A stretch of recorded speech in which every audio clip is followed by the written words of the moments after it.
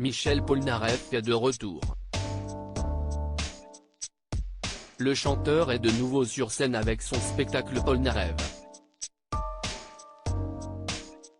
À l'occasion de sa promotion, l'artiste était présent le samedi 23 juillet 2022 sur Europe 1 dans l'émission d'Isabelle Morizet, Il n'y a qu'une vie dans la vie.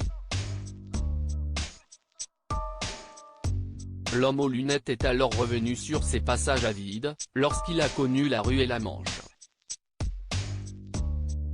Après être parti aux États-Unis, le chanteur avoue avec toute honnêteté avoir eu recours à une aide psychologique pour pouvoir s'en sortir. J'ai passé des périodes un petit peu difficiles, donc j'ai voulu creuser et voir comment se débarrasser de certaines phobies, de certaines choses. Quand on se met dans la création, si est-il quelque chose de dangereux.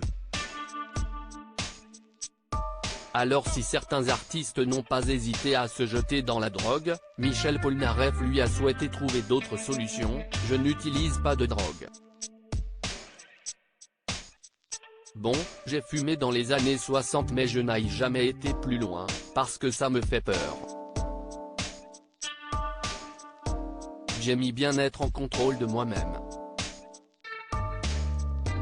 Pour cela, il apprend l'auto-hypnose, j'avais envie d'avoir des guides, explique-t-il. Une quête qui lui a permis de faire des rencontres très intéressantes. Une façon de trouver l'apaisement. Michel Polnareff revient sur son départ de France. Michel Polnareff est également revenu sur son départ de France, ruiné, il perd durant cette même période sa mère. L'artiste veut tirer un trait sur la France, je ne vais quand même pas féliciter le mec qui m'a escroqué mais il m'a donné presque une obligation de partir de mon propre pays, puisque je ne pouvais pas faire face à mes ennuis financiers. Donc, je suis parti, j'ai découvert l'Amérique. En fait, c'était formidable de devenir inconnu.